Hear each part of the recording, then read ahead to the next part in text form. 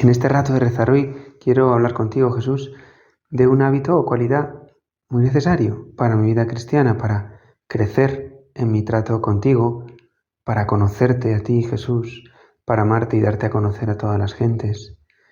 No es un ámbito que sea exclusivo, es más, está relacionado con actividades aparentemente inconexas, como pueden ser la moda, la cotización de la bolsa, la jardinería, la arquitectura, la cocina, el diseño de interiores. En el ámbito legal, unas oposiciones a magistrado o juez, o el deporte de competición, preparar un partido, jugadas claves, ensayadas, estrategias, planes de acción para una eliminatoria de la NBA o una semifinal de Champions. De hecho, los equipos estudian con mucho afán determinados detalles, ¿no? Pues una colocación en el córner, el portero que se suele poner en el punto de penalti al arrancar y a lo mejor se le puede lanzar o en la lucha, no te digo, ¿no? Cómo se ataca al rival de una manera y después, cuando ya está un poco desprotegido, al tercer o cuarto round, pues se busca un resquicio para noquear al rival.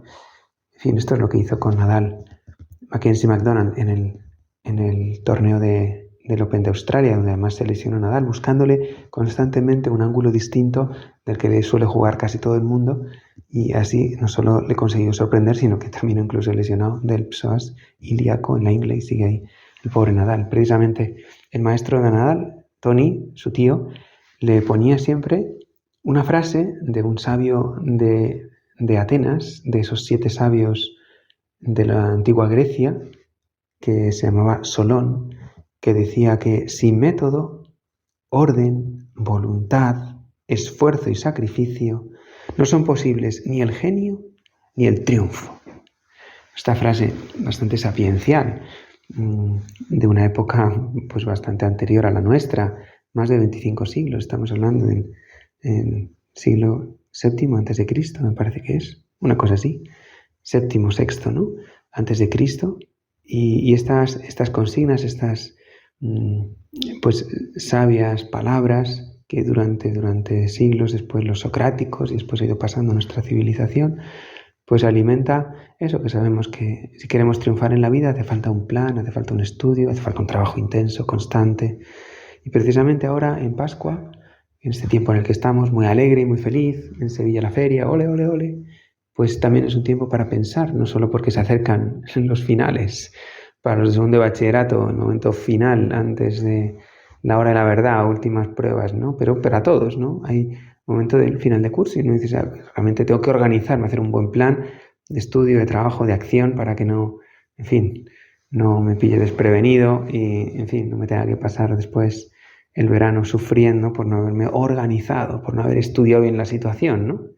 Pues esto es necesario, como digo, para muchas facetas de la vida, sobre todo para triunfar, especialmente la vida cristiana.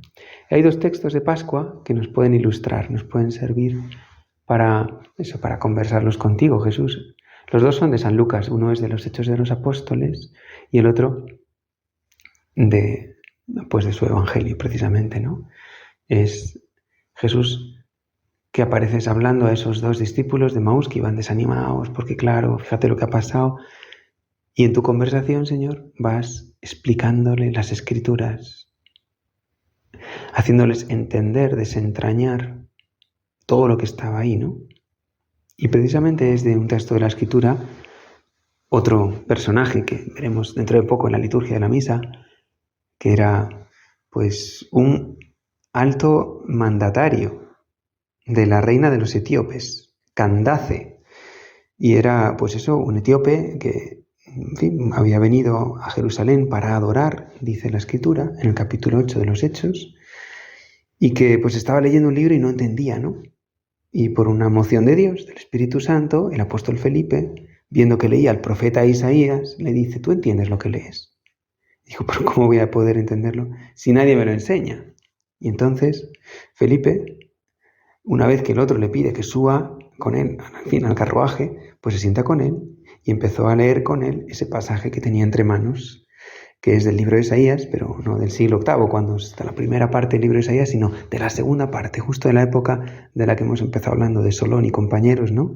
Hacia el año 540, 500 y pico, ¿no? 538 es cuando se cuenta que el profeta pues va a Jerusalén después de haber estado en Babilonia, el deutero Isaías, y compone estos versos, ¿no?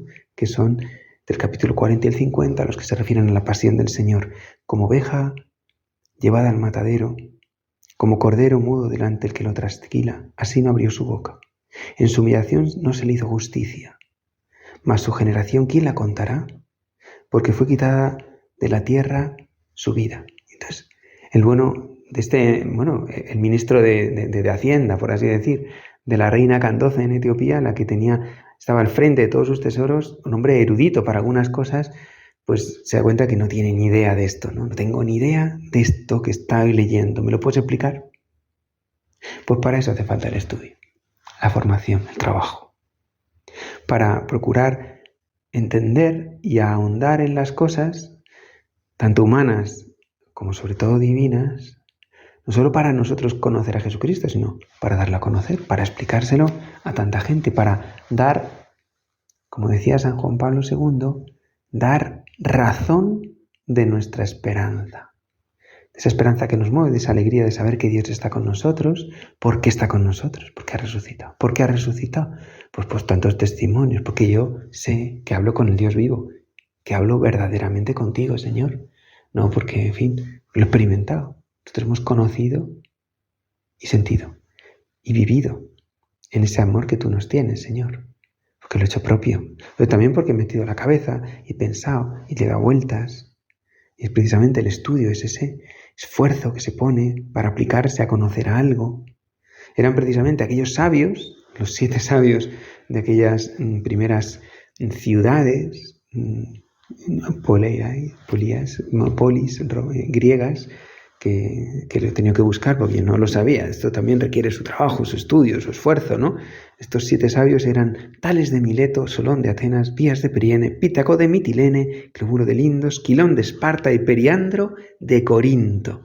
Échale ir a la cometa, ¿no? ¡Qué personajes! Bueno, pues así también nosotros a veces esforzándonos por conocer, por estudiar, por descubrir cosas nuevas o entrar más en profundidad en esa frase, en esa sabiduría, en tu sabiduría, Señor, pero también en las mismas cosas de la tierra. Estos eran precisamente estos sabios, pues, en fin, conocedores de todo tipo de sabidurías humanas, ¿no?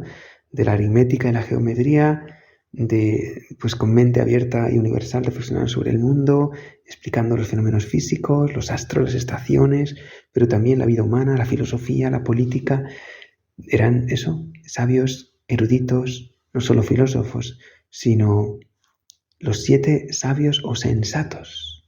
Ojalá que tú y yo, en este tiempo de oración, hayamos sacado un propósito, un deseo de no solo profundizar en la Escritura, intentando entender los pasajes y leerlos con más atención, con más cuidado, como un jardinero que va cortando rama a rama para que siga creciendo su planta y, pues, fin, esta parte que ya no, pues la poda y quita. Todo eso lleva un estudio y una preparación, un fijarse mucho en los detalles. Pues así también, si tenemos ese hábito, esa actitud de fijarnos, de estudiar, de mirar más a fondo, con profundidad, la realidad de las cosas, tendremos más éxito, ganaremos más partidos, más batallas en nuestra vida espiritual.